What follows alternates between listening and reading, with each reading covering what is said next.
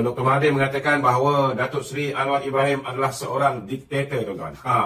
Ini saudara amat-amat mengejutkan kita. Manusia yang selama hari ini digelar sebagai Maha Zalim, Maha Fir'aun. Orang yang kita kenali daripada 1981 lagi. Cukup mengamalkan kuku besi, mempergunakan Akta Keselamatan Dalam Negeri untuk kepentingan politiknya. ISA, tuan-tuan, ditubuhkan dengan satu niat untuk mengekang pengganas komunis. Tetapi akhirnya telah pun digunakan oleh Tuan Dr. Mahathir untuk mengekang seteru-seteru politik beliau. Dan hari ini, beliau boleh mengatakan bahawa Datuk Seri Anwar adalah seorang diktator kerana dia dipanggil untuk memberi keterangan pada pihak polis. Baru panggil bagi keterangan, dia duk kata orang lain diktator, saudara. Padahal benda ni akibat daripada mulut celupa dia berhubung dengan kenyataan dia yang menyentuh tentang isu 3R. Kita dah cakap banyak kali, jangan sentuh, jangan sentuh, jangan sentuh. Dia sentuh juga hari ini, dah kena panggil untuk bagi keterangan, bukan kena lock up. Zaman dia jadi Perdana Menteri, saudara, saya nak beritahu. Tak payah cerita lah orang lain ni. Orang lain ni semua puas lah kena tahan dengan Mahathir. Saya secara peribadi pun 2 kali, tuan-tuan. 2 kali kena ISA. Kali pertama 59 hari selepas Datuk Seri Anwar, Datuk Zahid, Dr. Zamri Kadir dan ramai kawan-kawan UMNO lain ditahan pada tahun 1998. Saya kena 59 hari. Kemudian daripada 2001 sampai 2003 saya kena lagi 2 tahun 2 bulan.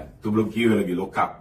Zaman dia masih ada, masih hidup, ada 8 kali. Zaman Saka dia 22 bulan, saya kena lagi 3 kali. Jadi tak payah dah nak cerita tentang siapa diktator. Saya nak beritahu dengan tuan-tuan, zaman dia, saudara, berkumpul lebih daripada 5 orang pun tak boleh. Mesti ada permit polis. Itulah bagaimana dia mencabul perkara 10 Perlembagaan Persekutuan Kebebasan Bersuara. Kita tengok bagaimana dia mencabul kebebasan media sehinggalah tahun 2003 bila Pak Lah ambil alih, barulah Pak Lah, saudara, telah pun membebaskan media. Media boleh report, tak macam dulu bila cakap silap sikit, Harakah kena gantung 6 bulan. Bila cakap sikit, roket kini kena gantung, Suara Keadilan kena gantung. Sesuka hati dia digantung, tuan-tuan. Sama juga kebebasan untuk berhimpun. Hanya zaman Datuk Seri Najib barulah diwujudkan Akta Perhimpunan Aman. Jadi orang nak berhimpun tak perlu lagi untuk ada permit polis. Memadai 10 hari sebelum perhimpunan, sebelum sebarang perarakan dan sebagainya, hantar notis saja kepada pihak polis di bawah Akta apa ataupun Akta Perhimpunan Aman. Jadi Mahathir tak payahlah nak cerita tentang Datuk Seri Anwar ni seorang diktator. Sebenarnya Datuk Seri Anwar ni banyak bagi muka. Yang menyebabkan kau ni belum duduk dalam penjara ni kerana Datuk Seri Anwar lah. Kerana dia begitu careful, begitu jaga-jaga,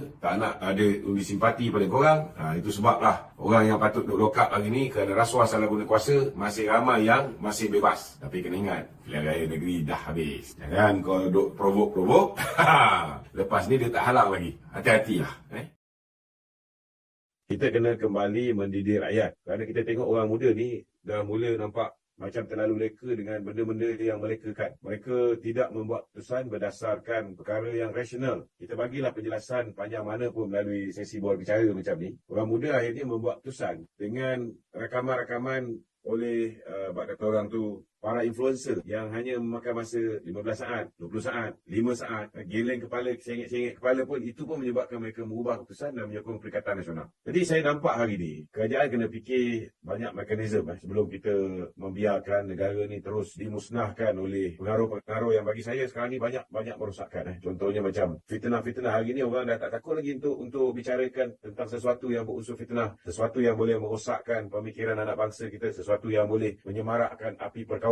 Saya nak beritahu dengan saudara, hari ini seolah-olah macam ada peperangan Cina dengan Melayu hari ini. Kalau kita lihat rata-rata masyarakat Cina, mereka bersama dengan kerajaan perpaduan. Tetapi kita lihat PAS dan Perikatan telah berjaya menyemai api kebencian orang Melayu ni dengan keterlaluan. Sehingga kan parti yang kata orang ni parti bapa kemerdekaan, parti milik Tengku Abdul Rahman, parti milik Tun Tan Cheng Lock, parti milik Tun Samatan, hari ni ditolak ke tepi berdasarkan fitnah-fitnah yang dilontarkan. Jadi saya nampak hari ni kerajaan kena kaji dengan telitinya bahawa media ni sangat penting. Kalau kita tengok media-media elektronik, surat khabar, TV dan sebagainya, mereka hari ni tidak melaporkan berdasarkan kebenaran. Kebanyakan daripada mereka melaporkan berdasarkan siapa yang membayar mereka dari segi sudut media buy dan sebagainya. So akhirnya kita tidak akan ada media yang berintegriti. Kita tidak ada media yang menulis dan melaporkan perkara yang benar. Lebih kepada apa yang dipanggil sebagai leading statement ataupun leading Kalau dalam bahasa mahkamah ni leading question. So benda ni perlu diteliti dengan sehabis baik. Begitu juga dengan pengamal-pengamal media sosial hari ni. Kita lihat parti yang mempunyai kekuatan kewangan yang tinggi akhirnya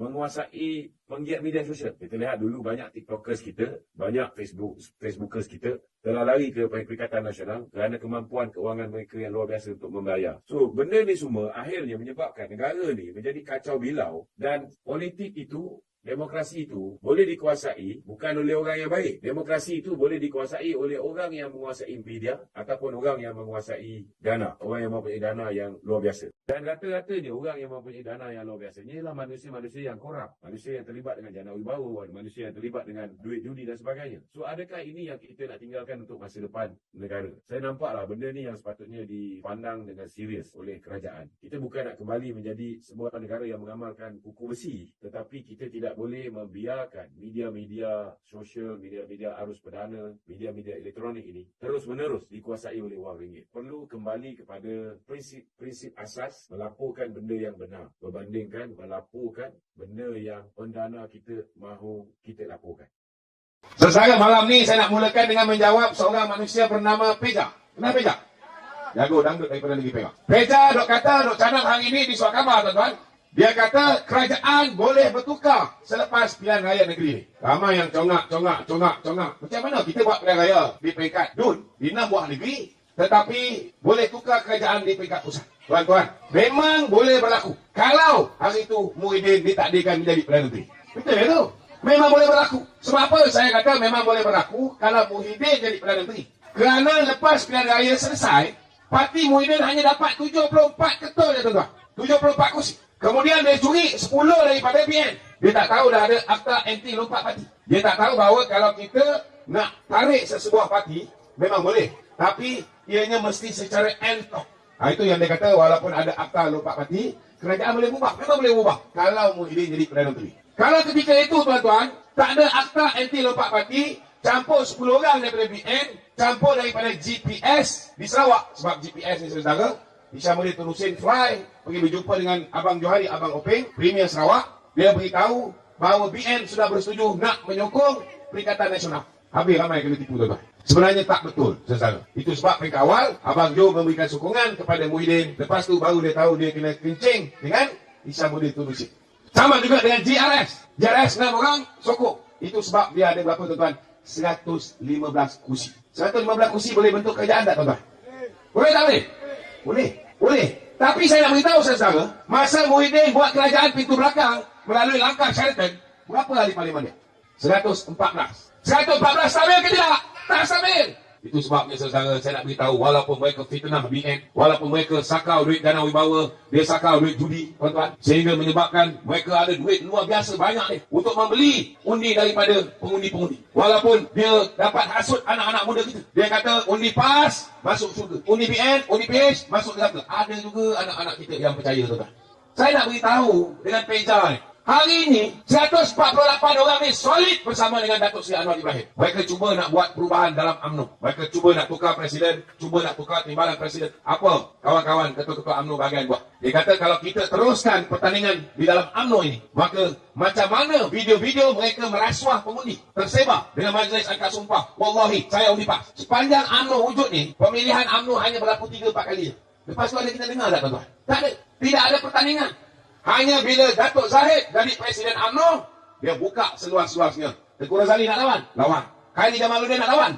Betul tak? Tuan-tuan, orang yang dah takut sangat, macam Tun Dae, macam Mahathir ni, tuan-tuan. Kalau dia boleh selamatkan dengan menukar kerajaan, agak-agak, tuan-tuan, dia belanja tak duit untuk jahanamkan Presiden kita dalam pemilihan parti. Confirm, kita nampak benda ni. Itu sebab kita usulkan supaya jawatan Presiden dan timbalan tidak dipertandingkan. Kita tahu, tak mudah nak menang 6 buah negeri. Apa pun keputusan, tuan-tuan, kita ahli Majlis Kerja Tertinggi UMNO dah memutuskan kita tetap bersama Presiden UMNO. Kita takkan tinggalkan dia, tuan-tuan. Tuan-tuan, hari ini kalaupun kalah pilihan raya, nauzubillah min zalik, saya nak beritahu tuan-tuan, insya-Allah saudara, kita tetap bersama dengan Presiden. Jadi, mana datang Peja punya logik? Dia kata, kita boleh tukar kerajaan. Saya nak beritahu saudara, kalaupun 30 orang daripada PN ni akhirnya tiba-tiba gila, semua rindu zaman lockdown, nak balik bersama dengan Muhyiddin Yassin. Nauzubillah min zalik. Kita bagi contoh, 74 orang campur dengan 30 daripada PN ni. Boleh untuk kerajaan tak? Tak boleh, tuan-tuan. Kena pujuk daripada Sabah 6 orang. Betul. Campur dengan 6 orang tu baru jadi 110. Cukup? Tak cukup lagi. Cari-cari siapa kita nak curi ni. Dapatlah tarik seorang. Baru 111. Boleh betul kerajaan? Tak boleh. Sebab sokongan mesti diberikan secara satu parti. Semua kena sokong. Sebab dah ada akta anti lompat parti. Kemudian, siapa yang boleh tarik? GPS di Sarawak. Saya nak beritahu, hari tu masa mula-mula kena tipu, bila GPS buat keputusan nak memberikan sokongan kepada Muhyiddin Yassin, tuan-tuan. 8 orang wakil rakyat daripada bangsa Dayak ni, tuan-tuan, di Sarawak. Mereka tak bersetuju. Dan sila-sila mereka boleh tinggalkan kerajaan ni. Dia boleh tinggalkan GPS. Jadi tuan-tuan, Abang Jo ni lagi bijaksana, tuan-tuan. Dia hari ni cukup baik dengan Datuk Seri Anwar Ibrahim berbanding dengan Muhyiddin. Jadi peluang untuk GPS sokong Muhyiddin tak ada.